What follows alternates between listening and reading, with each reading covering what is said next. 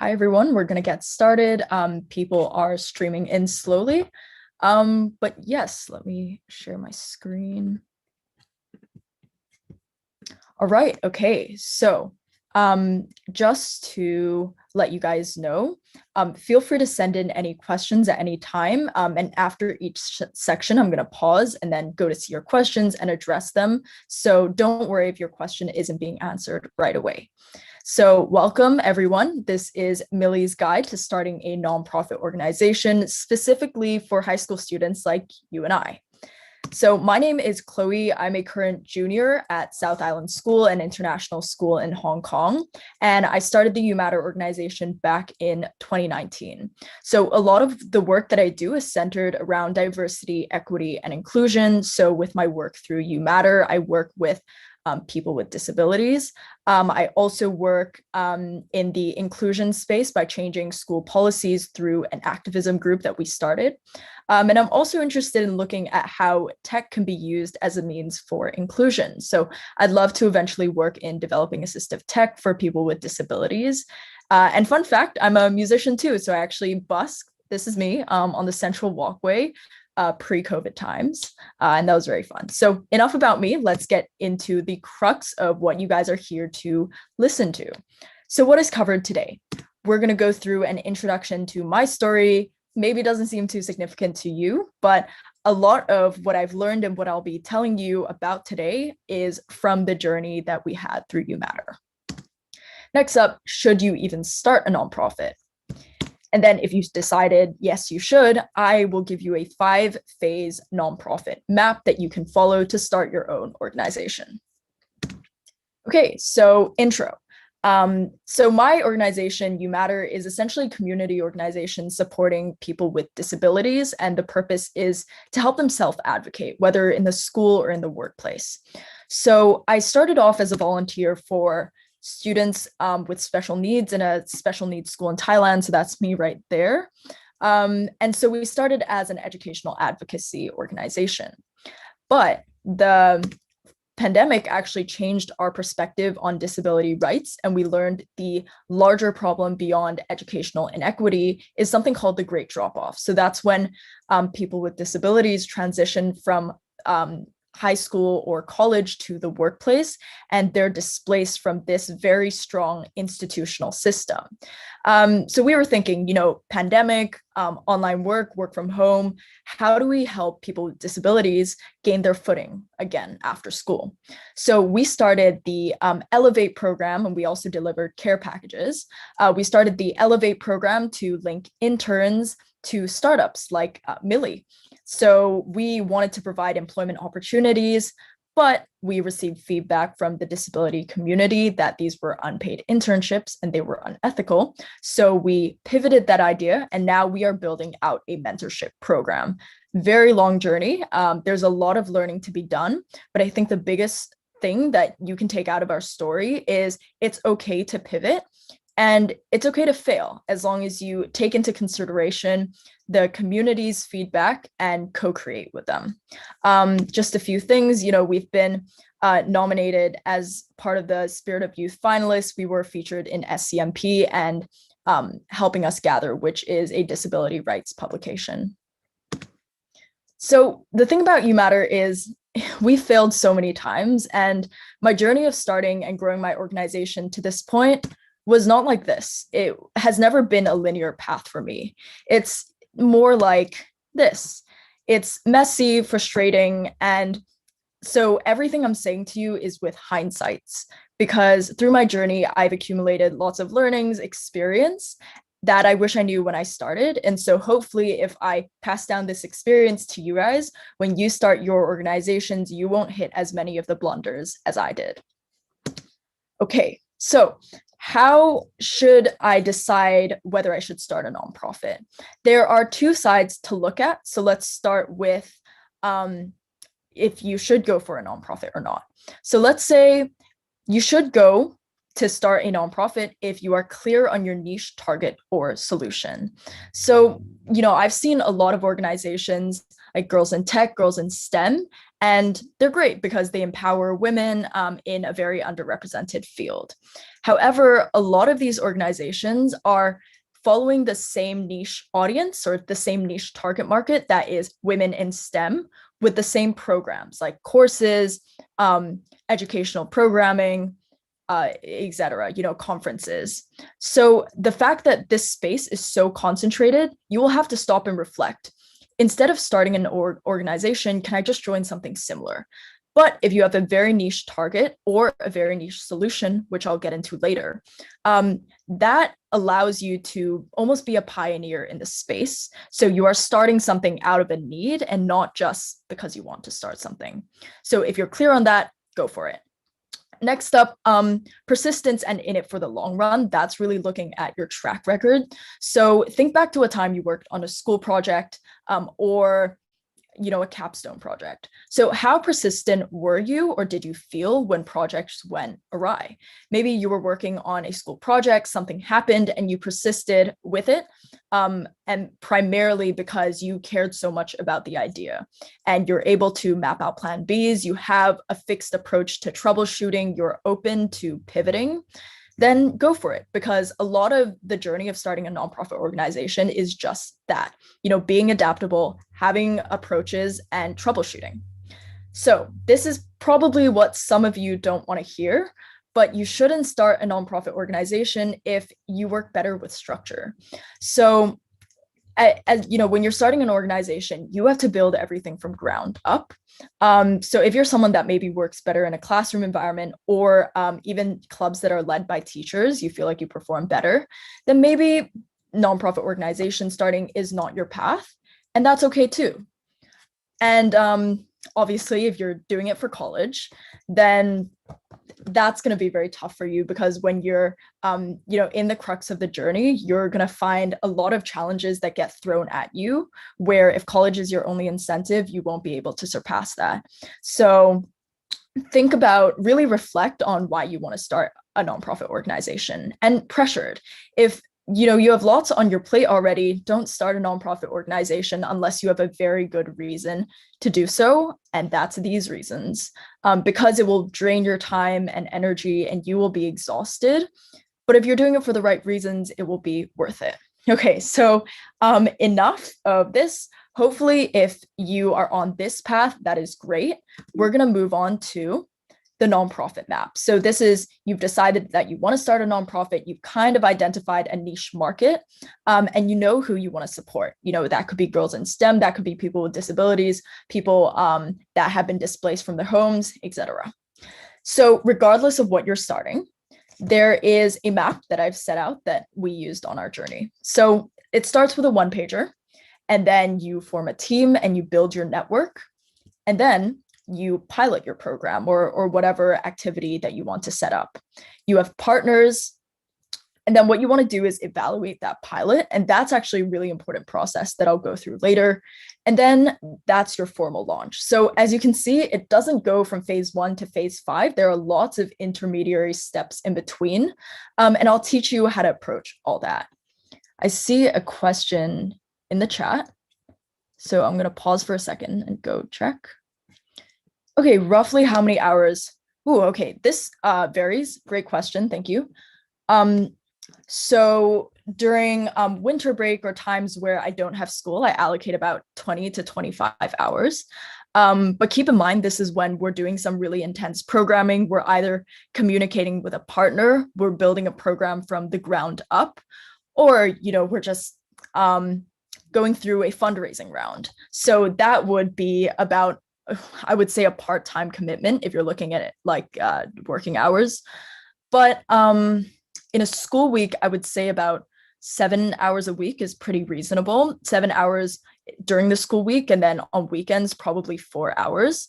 And that's including meetings as well. So hopefully that answers your question. Okay, cool. Let's get back to it.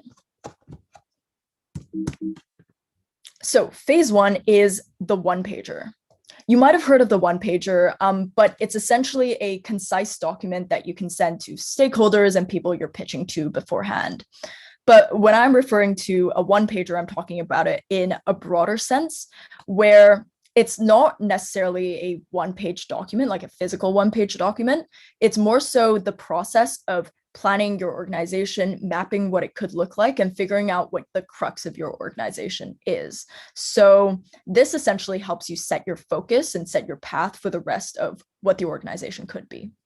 So what you want to start with, and this is so important, a lot of organizations leave this out, and this was one of our downfalls, is you have to start with users, regardless of what type of organization you're starting. Because it's a nonprofit, it's people first. So two methods you have to approach user interviews. First is define a very clear target audience or user persona.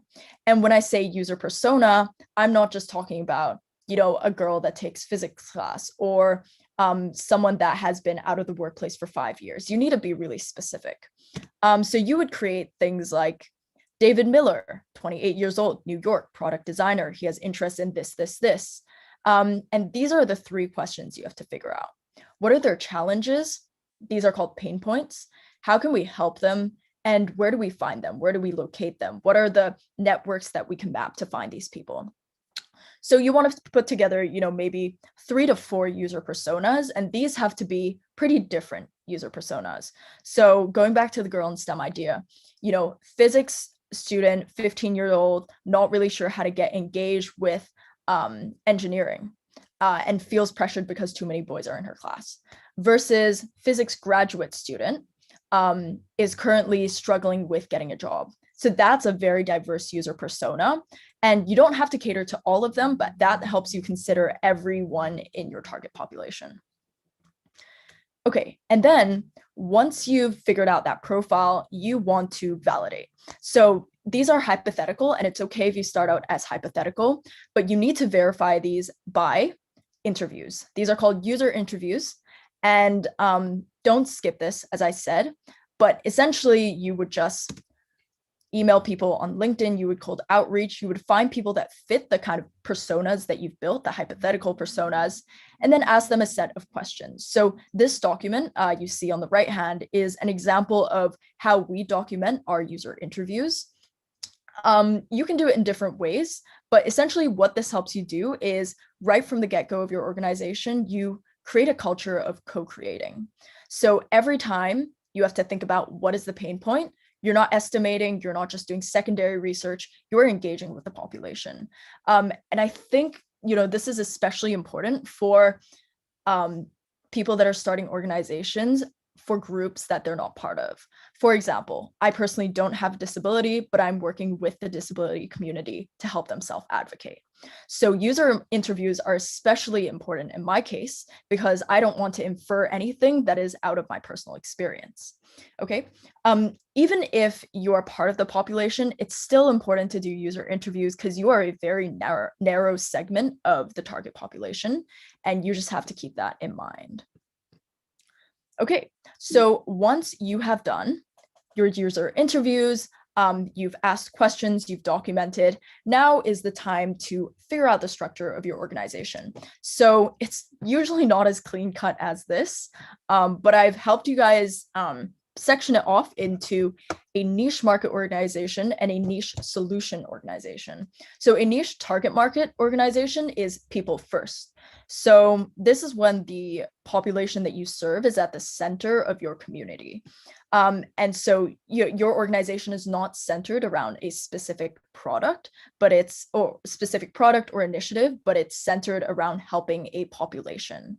And what that means is, you could be running different projects, you could be dropping one project and picking up one project, you could be constantly ideating for new ideas, but everything has to go back to that community. So it's almost like a funnel. Let's say women rights organization, your different initiatives could be conference, fundraising, events, and courses, but that all maps back to increasing gender equality in STEM, right? And then you have your second set of organizational structure that you could follow, and that's finding a niche solution. So that's what I call a product or solution first. So you need to have a value proposition that is so strong and so unique that no one else is doing that. Let's say, you are building an employment platform for people with disabilities. That's a very specified approach with a very specified project. So these are just categories I've set out for you guys to really understand what types of organizations could look like. Some organizations could be both, they could be neither. But a good analogy to help you understand this is think of a people first market like Google Drive. So Google Drive has a lot of different functions, but they serve to help you document, right? Single purpose, single target market, but lots of different functions to approach that. Whereas with the product first, you would think of it like Google Translate. So there's only one purpose, and that is translating. Once again, product first, that doesn't mean you're only focusing on the product and not focusing on the needs of the target population. Ultimately, you are building a nonprofit, and nonprofits are people-centered. But that just means you focus more on your solution than your population per se. Okay, I've gotten another question. I'm going to pause here. Okay, what are some books or online blogs when you came up with these structures or methods? That's a good question. I have to be really honest. I don't read too many books regarding startups. Like I read blogs or articles that Tim Ferriss writes, or articles that people write about Tim Ferriss as well. I think although he's more entrepreneurship centered, it's still helpful in terms of cold emailing. What are his strategies to speak to investors? How does he fundraise? I think, even reading entrepreneurial blogs, things on Y Combinator is really helpful. But personally, I got a lot of this advice from my own experience, so tried and true, but also from the mentors I speak to. And a lot of them have ran similar organizations, so they could, like I'm doing now, chart back their path and say, here's where I went wrong, and here's where you can improve. So I have a section about mentorship later. Hopefully that answers your question. Feel free to follow up if you need anything else. Okay, cool. So now, once you figured out your user interviews and structure, you want to figure out your organizational backbone. So that's just figuring out a lot of the very key details that you would need in an organization after you figured out the structure. So you want to think about the problem, and that's from your user interviews, which is why they're so important. You want to think about potential solutions. Maybe users have suggested some, maybe you've done some of your secondary research and you found some, or you've come up with some of your own if you are a more product first organization. And then you have to think about potential initiatives that you want to use to solve that solve that problem and tackle that solution. And what you also want to do with the organizational backbone is make sure in every document you write, you put down key points of the user interviews. So you want everything to be centered around what you have learned about the community, because you don't want to be making any inferences. Okay. And then phase 2 is building a team. So building a strong team is very important. They're essentially your family. And if you don't have that very strong team backbone to support you, I'm sure you know this, but your organization will not last long. And you'll also not be able to progress quickly, even if it survives, 2 years or 2.5 years. So I just have a few quick pointers for you. There are channels that you can recruit through. First of all, start personal. Think about people in your community that might have done similar work before, or have a very strong interest in the community that you're looking to advocate for. For example, if you've seen someone else start a community project or they volunteered for this organization, feel free to reach out to them and say, hey, this is what I'm starting. And this is where your one-pager document comes in. So the document you built here, where you've summarized your organization, you've shown them that you've done your research, that's when you say, here's what I want to start, here's why I want to start it, here's the need, here's why you should join me. So you are essentially, this is your first pitch. Look at it that way, and you'll get a lot more practice advocating for your organization. And then summer programs. So I know a lot of you probably have joined summer programs before. Some of them might be paid, unpaid, doesn't matter. The point is they build communities. So summer programs like YYGS, they have alumni group chats. Reach out to them. You can send them a one-pager if it's a very complicated product first organization, or just send a really quick blurb explaining what you guys do if it's pretty straightforward.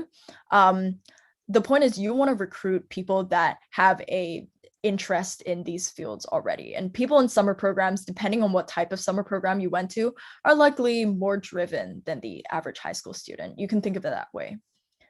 And then the next phase you could look at is the change maker communities that are out there. So a few that I would recommend to you are Round Peer and Global Change Makers. Personally, I haven't used Round Peer before for recruitment, but Global Change Makers, as you can see here, is a really great community of people that are just driven to start initiatives, driven to join initiatives, and they have a very deep understanding of what it means to build something from the ground up. So the people you find there are naturally going to share some of your mission as well.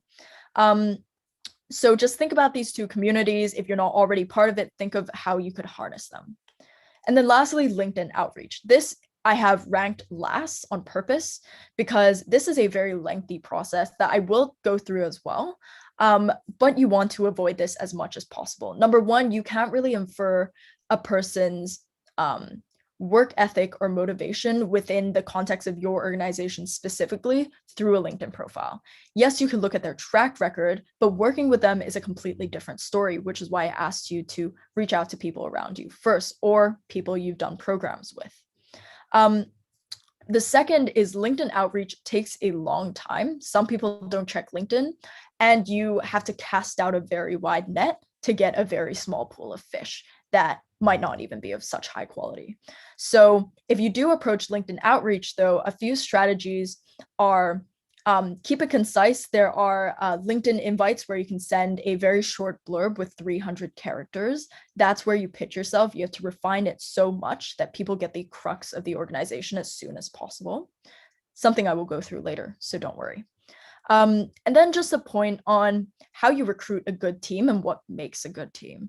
So obviously they have to be excited about your mission, but my insight into this is maybe if they're only interested in a specific project, you would not onboard them as one of your first team members, because what you need to do in the onset of your recruitment, the first team that you recruit, you need to recruit it like you're building a co-founder team. They don't necessarily have to have the title of co-founders, but they have to be someone that takes as much ownership over the organization as you would. Because that's how you build something from the ground up where everyone is invested. So they have to be excited about the overall target population you're working with and the general mission of the organization as opposed to a one-off initiative. If someone isn't committed, obviously don't have them on your team. It doesn't mean that they don't have a place ever as part of your organization. They can work on volunteer roles, they can help with one-off projects, but I'm talking about the co-founding team, so the first team that you build. And someone that's willing to take on a leadership role, right? Someone that's willing to have a stake in the organization, own up to the best things that happen to the organization, but also stick with you through the worst. So when we went through some of the controversy with the unpaid internship, two of our very key founding team members stuck with us, and we've built a completely new program together. And so that just shows you how powerful a strong team is. Feel free to put your questions in, by the way. I'm gonna grab a sip of water. Okay, cool. So we are halfway through our 5-phase process. This is phase 3. So this is where you pilot or test. And this is when you have a pretty robust team set up. And you've also figured out your organization's mission, your structure, and you're ready to go. So you want to start with piloting, and piloting is basically building a bite-sized version of your project. And here's kind of a 4-step phase that I used when I piloted Elevate, which is our apprenticeship program. So you want to identify your final goal, and final goal is what is the best case scenario. A mentor told me that when you're brainstorming, do blue sky thinking. So blue sky thinking is like the most idealistic vision of your organization that you can see. So let's say my idealistic goal is to run 2 conferences with 500 people in total in 6 months. That's kind of your very idealistic goal, right? And then you want to think, let's distill it down a little and think about the more, compact version of that. So what is a version that is more approachable, but still helps you test out the idea. So the version that's more approachable for the community conference would be run a small community conference with only 20 people in the span of 6 weeks instead of 6 months. The point of piloting is you want to test your idea and you want to smooth out any blips, right? So if you run a small community conference as opposed to a very large 500 person conference, you are able to say, okay, this component of the conference really doesn't work. Let's get rid of it before we bring it out to more people that are part of our event. And you want to smooth out any blips as well. Number two is it's more feasible. So this goes to my point of strict timeline. You don't want to drag the process of piloting out. Piloting, think of it like execute quick, fail fast. You want to do it ideally under 2 months. And that's for a very complex project. If you're running a conference and you can pilot over Zoom, do it in 2 weeks. All you want to do is just to test whether this would be possible at all and whether people would have interest when you're recruiting. And then number three, piloting gives you space to fail. So, we piloted Elevate. It was a 6-week program. We piloted it in 2 months because it was a little more complex, as I said. And we actually found a very gaping problem that a lot of the community didn't sit well with a lot of the community. And that was that these internships were unpaid. So if we had rolled out a bigger program with, say, 100 people as opposed to the 10 people we had, that would have been a lot more problematic if you can't already tell. So essentially, people are pretty forgiving if you are working at a very small scale. So use that to the fullest extent. Don't go into it without sufficient planning. Of course, don't go into it with the intent to fail, but you want to approach it with a mindset that even if I fail, this is not it. This is not the final product. And this is something that is part of the very large learning process. Okay. And then I already talked about timeline. So instead of 6 months, do 6 weeks. Instead of 3 months, do 3 weeks. So make sure it's as compact as possible. And as an optional point, you could also find partners, and that will actually accelerate your execution process. This really depends on what project you're working on. But if you're working on maybe an initiative that you don't have existing reach within. For example, for us, we didn't have a lot of reach for the disability community. We didn't have an existing database. So we partnered up with another organization that had 30,000 people in their database. And we said, hey, we think this initiative could benefit some of your job seekers. Would you be willing to let us pilot this? But make sure if you're, of course, working with a vulnerable community, you have to approach it with a lot more respect and prudence to make sure that you are not violating the partner's trust or the community's trust in what you are building. So on that point, you'll have to be more careful if you're building a program like this. But then again, you will benefit so much because it will just speed up your execution process. And you will also have other people to help you in the planning process that have had a bit more experience than you. So people that lead the partner organization or people within the organization that have planned something similar to what you're doing. Okay, another question. What was the most rewarding moment of running my organization? Yeah. So as part of the apprenticeship program, we actually got an apprentice hired part-time at one of our partner companies that we linked them up with. That, of course, that was actually our blue sky thinking metric. It was get X amount of apprentices hired full-time. But going into the pilot, we were like, that's okay. We can just get 6 people the work experience they need to put it on their CVs and hopefully follow up with them. So in our next phase of the apprenticeship program, we can get them employment. But, luck really worked out in our favor. And of course, it was the apprentices' hard work, but they got hired part-time. We also had some really great testimonials saying they essentially have a much clearer path of what their career could look like. They've gained a lot of valuable skills by working with their mentors at the firms. So that was very rewarding, just knowing that we were actually doing something that changed people's lives and paths in the long run. But yeah, beyond metrics, it was just engaging with the community and knowing that in everything that we're doing, we are co-creating. Thanks for that question. Okay, so that is what a pilot is. And once again, this can be a very scrappy version. Let's say, if you're building, for us, it was if you're building a program for 100 people, distill it down to 8 people or 10 people. It doesn't mean that your program will be this size eventually, but once again, just a way to test. Okay, phase 4. This is when you've piloted and you have finished the 3-week, 6-week, whatever duration you've set. What you want to do is gather feedback and do some internal and external evaluation. So the internal evaluation you have to do is, use whatever framework you normally use to analyze something. For us, we find the SWOT analysis framework. It's called Strengths, Weaknesses, Opportunities, and Threats. Really intuitive and straightforward. So we went with that. We said, okay, what are the strengths? What was helpful in achieving our objective? What were our weaknesses? And with the weaknesses that we've identified, we link it to what should we not do? What should we not take with us in the final product of this initiative? And then we have opportunities. Based off the interest we've garnered, based off the momentum we've gained, how do we supercharge that? How do we scale? And then threats. What are the potential blunders that we could face based on what we've experienced? So the differences between weaknesses and threats is weaknesses is something you can remove from your program. Threats is something you have to account for. So maybe that's changing something about your future program design.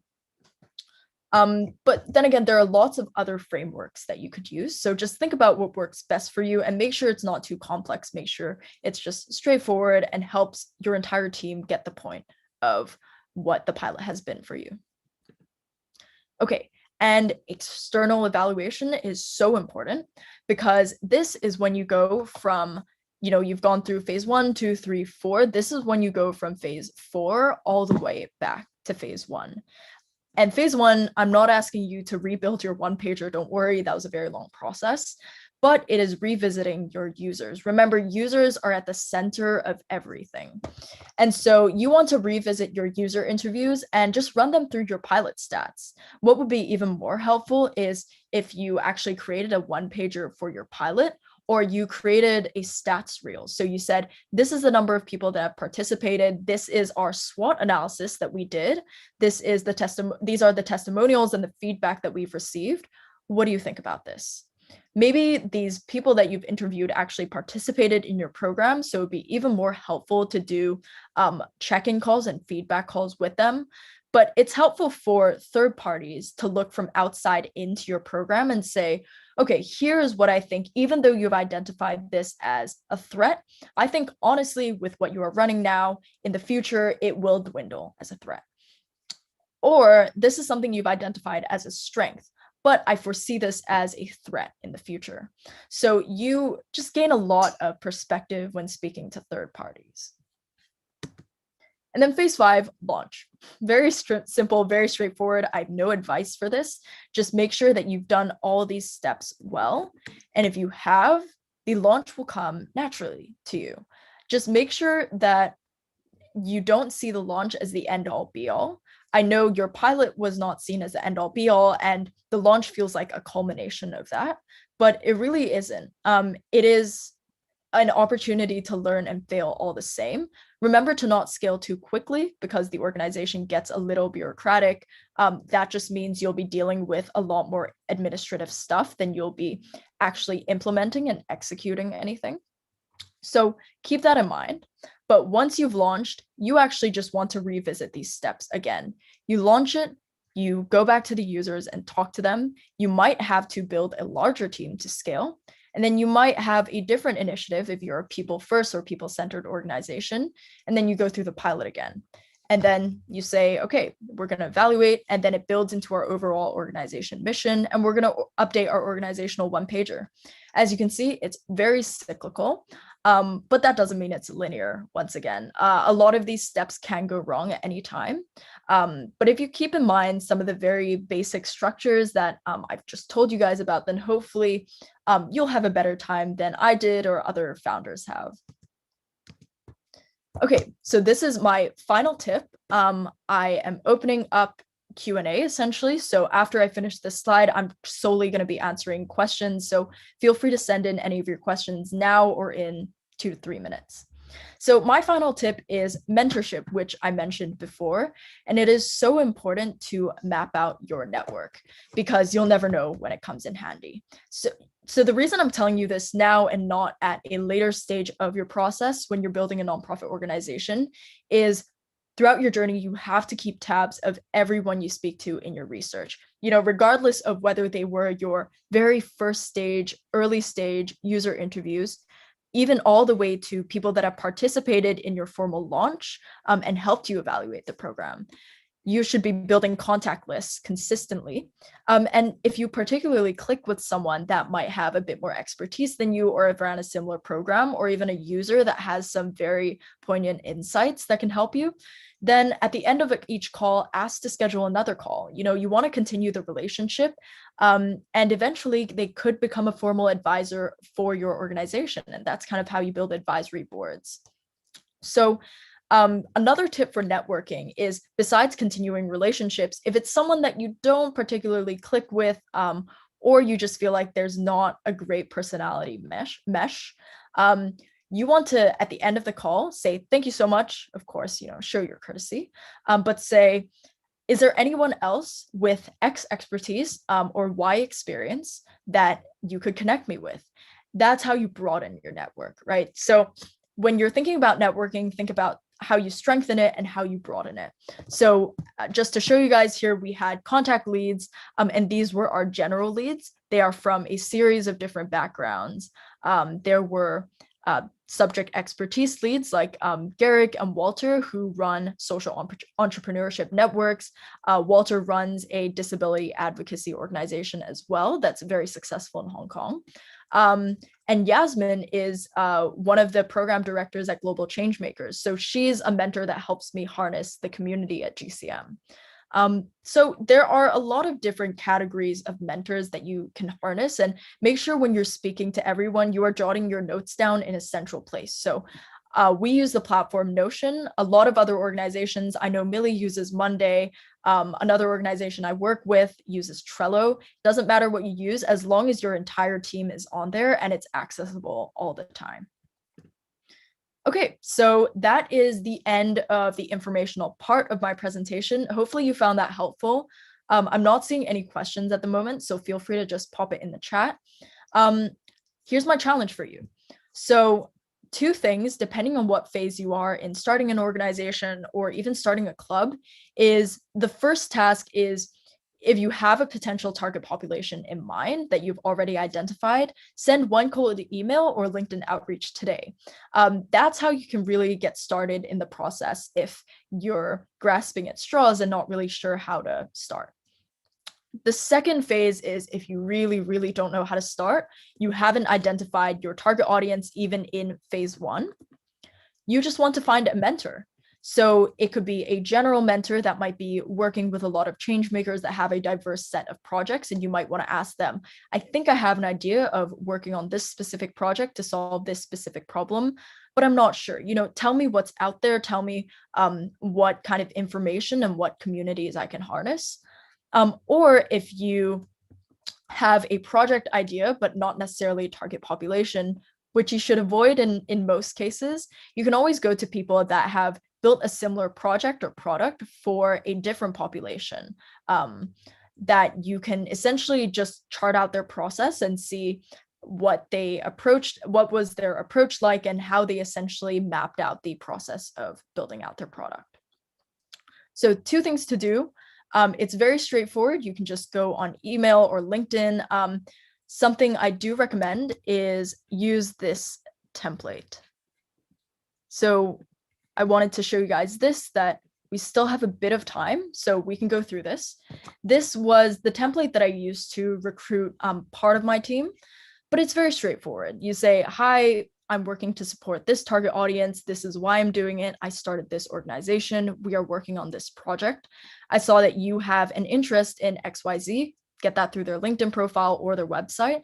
And I saw that you have this qualification. Would you be interested in this role? This is the student recruitment. But something else you could do is adapt this to mentorship. So say, hi, name. I saw that you've actually worked with an organization or you've started your own organization, and I'd love to know your journey and I'd love to learn about your process. Would you be interested in a 15-minute call?